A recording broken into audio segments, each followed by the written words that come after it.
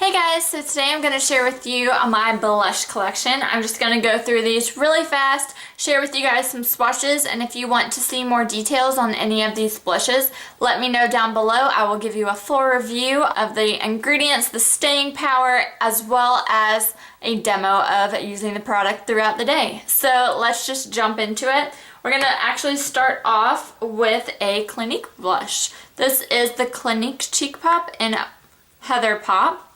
This is the only pop blush or Clinique blush that I have in my collection. I did receive this from a family member for Christmas, and this is what that shade looks like. It's definitely more of a matte blush, and it has like really gorgeous like pinky, like a toned down pink. That's definitely perfect for every day. I really enjoy that one. The next one I have are two Wet n Wild blushes. One is in Mellow Wine, and as you can tell, I really haven't reached for it too much since I've had it.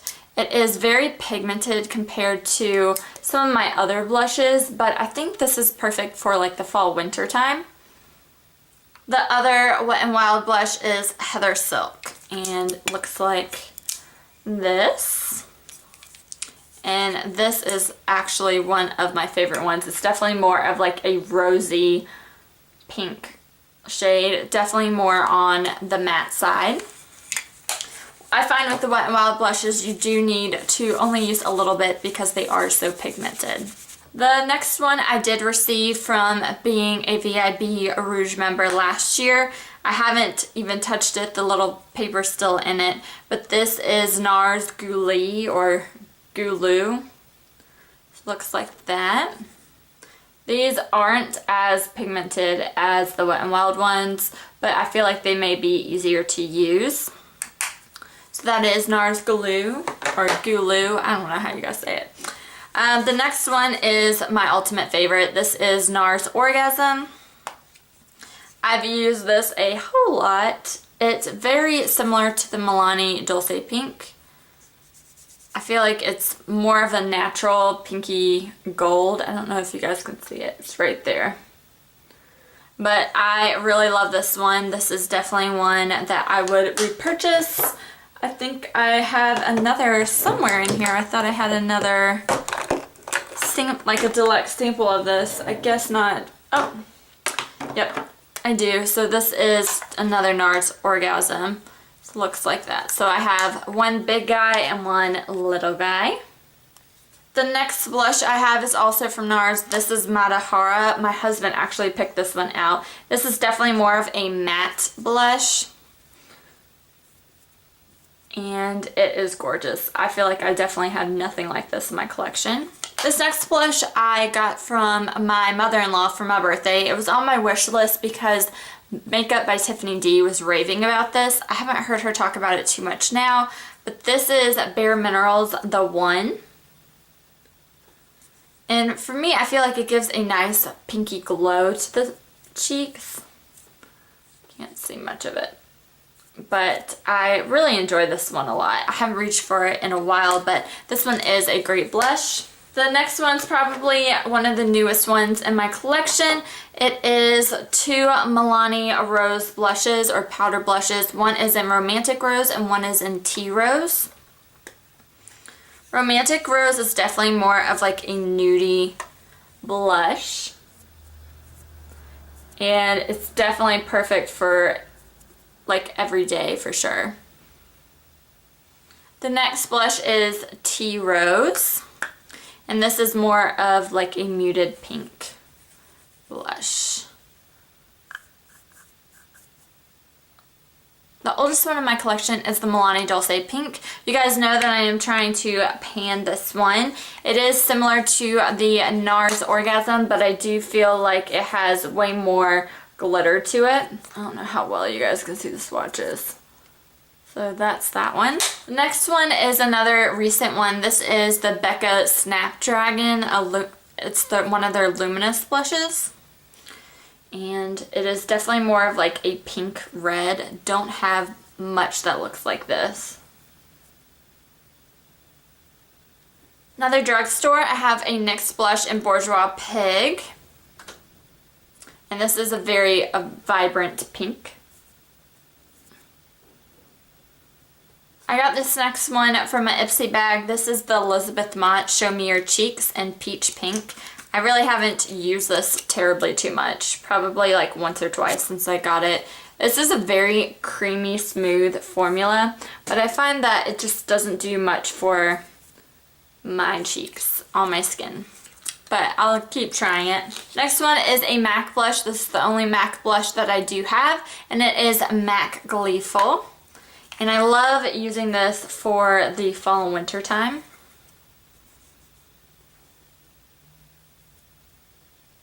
Again, that's MAC Gleeful. I have an Ulta blush in Adore Cheek. I am very close to almost hitting pan on this. This is a perfect mauve berry shade. The next blush is from Pandora's Face. This is Pink Carnation. And it is a very smooth matte blush.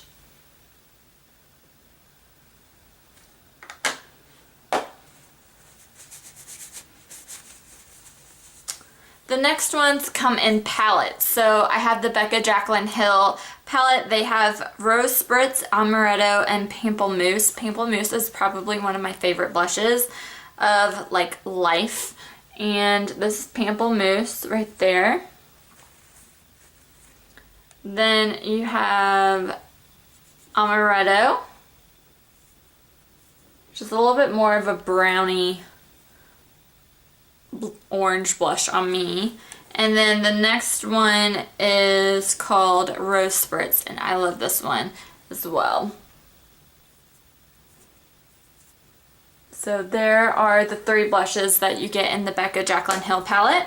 The next one is actually a Tarte blush. This came out for one of the Christmases, I think maybe 2 years ago, in Bling It On. These are pretty much the only Tarte blushes that I have. The first one you get is Fetching. Swatch right there. Woo, a lot of product. That's Fetching. Then you get Dollface, which looks like that.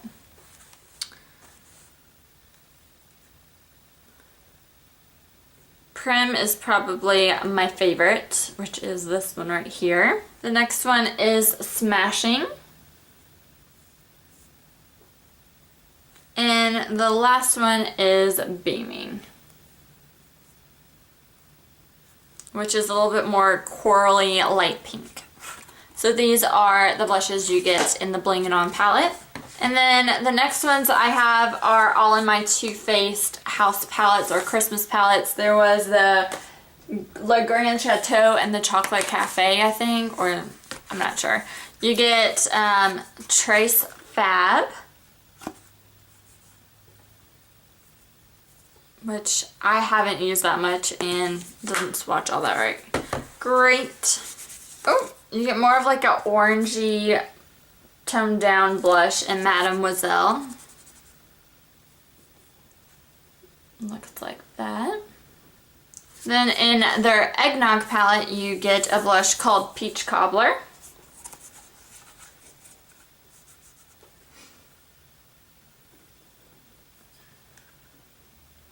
And then the last one is Peppermint Mocha, and you get a blush called Santa Baby.